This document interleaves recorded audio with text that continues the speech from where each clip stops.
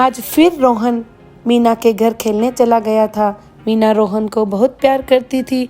रोहन को भी मीना के घर जाना अच्छा लगता था। मीना रोहन को बहुत ही ज़्यादा पसंद करती थी, शायद इसलिए कि उसको कोई अपनी संतान नहीं थी। वह रोहन को एक माँ जैसा प्यार करती थी। रोहन जब भी स्कूल से घर आता, अपना बस्ता रख पहले वह मीना के घर चला जाता था। रोहिणी भी रोहन को कुछ नहीं कहती थी। रोहिणी रोहन की माँ है। रोहन उसकी इकलौती संतान थी। वह रोहन की हर जिद पूरी करती थी। यह सिलसिला इसी तरह चलता रहा और अब शायद पानी सर से ऊपर जाने लगा था। रोहन हमेशा मीना की ही बातें करने लगा था और रोहन अपनी माँ की बातें मानने से भी मना करने लगा था। रोहिणी को चिंता होने लगी थी। उसको मीना पर गुस्सा भी आता है, लेकिन वह करती भी तो क्या। एक 8 साल के बच्चे को वह कैसे समझाए और क्या, क्योंकि मीना भी एक अच्छी महिला थी। एक दिन जब रोहिणी ने रोहन को मीना के घर जाने से रोका, तो वह बिना पूछे मीना के घर चला गया। इस बात पर रोहिणी को गुस्सा आता है और वह दूसरे दिन रोहन के स्कूल जाने के बाद वह मीना के घर जाकर उसे समझाती है कि तुम रोहन को अपने घर मत बुलाया करो। अगर वो आता भी है तो उसको मना कर दो, क्योंकि वह मेरी बात सुनता ही नहीं। पता नहीं तुमने मेरे बेटे पर क्या जादू किया है। मीना को यह बात बहुत बुरी लगती है, लेकिन वह रोहिणी को पलटकर कोई जवाब नहीं देती है। वह यह नहीं कर सकती थी, क्योंकि वह रोहन को अपने बेटे की तरह प्यार करती थी। मीना की चाहत रोहन के प्रति बढ़ती ही गई और वह मन ही मन चाहने लगी थी कि रोहन हमेशा के लिए उसके पास ही रहे, लेकिन यह संभव नहीं था।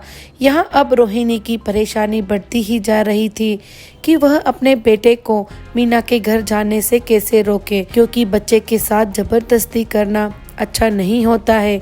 एक दिन की बात है, रोहन रोज की तरह स्कूल गया, लेकिन समय से घर नहीं पहुंचा तो रोहिणी डर गई कि आखिर रोहन गया कहाँ। लेकिन उसका शक मीना पर गया और वह दौड़कर मीना के घर पर पहुंची और जोर जोर से रोहन रोहन कहकर पुकारने लगी, लेकिन रोहन वहां पर नहीं था। रोहिणी की चिंता और भी बढ़ गई, क्योंकि कल से तो स्कूल की 3 दिन की छुट्टियां थी। तो रोहिणी स्कूल के लिए निकली तो मीना भी उसके साथ गई। आखिर रोहन गया कहाँ। इतने में रोहिणी का पति दीपक भी वहां आ पहुंचा और उसने पुलिस में कंप्लेन कर दी कि रोहन स्कूल से लापता है। पुलिस ने अपना काम शुरू किया, लेकिन रोहिणी ने भी हार नहीं मानी। वह पागलों की तरह रोहन को इधर उधर ढूंढने लगी। मीना अपने घर पर पहुंची, लेकिन उसका मन भी अशांत था कि आखिर रोहन गया तो गया कहाँ। मीना अपना फैला हुआ घर समेटने में लग गई, क्योंकि वह अपने पलंग के स्टोरेज में से कुछ बिस्तर निकालकर धूप में रखने के लिए बाहर निकाले थे, जो रोहन की बात सुनकर ऐसे ही बाहर छोड़कर चली गई थी। लेकिन मीना यह क्या देखती है कि रोहन की पानी की बोतल यहाँ कैसे। वह हैरान हो जाती है, फिर सोचती है शायद कल रोहन यहाँ आया था, तभी यही भूल गया होगा। लेकिन यहाँ माजरा कुछ और ही था। मीना कमरे से बाहर आती है, सोचा कि अपने लिए चाय बनाए, तो वह चाय बनाने के लिए रसोई घर में जाती है, लेकिन अचानक उसको कमरे से कुछ आवाज आती है। वह भागती हुई कमरे में पहुंचती है तो वहां पर कोई नहीं था, लेकिन अचानक मीना चिल्लाती है।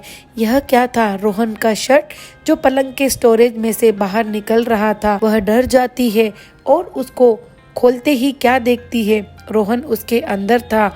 मीना को पता नहीं चल पाया था, क्योंकि रोहन ने अपने आप को कपड़ों से ढक लिया था। वह रोहन को बाहर निकालती है और तुरंत रोहिणी को फोन करती है।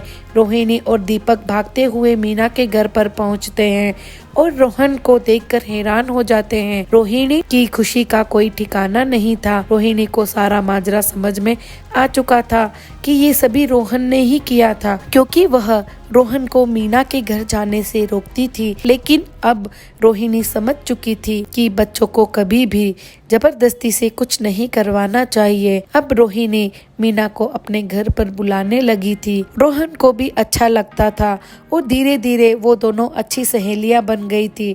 एक दिन मीना भागते हुए रोहिणी के पास आती है और वह इतनी खुश थी कि रोहिणी ने मीना को इतना खुश पहले कभी नहीं देखा था। पता चला कि यह खुशी की वजह और कुछ नहीं, मीना माँ बनने वाली थी और उसका ध्यान अब रोहन से हटकर अपनी आने वाली संतान की तरफ लग गया था। और अब मीना का रोहिणी के घर आना भी कम हो गया था और उसका ध्यान रोहन से थोड़ा हट गया था। लेकिन इसका मतलब यह नहीं था कि उसने रोहन से प्यार करना बंद कर दिया था। वह अब भी रोहन से प्यार करती थी, लेकिन कहीं ना कहीं रोहिणी अब निश्चिंत हो चुकी थी।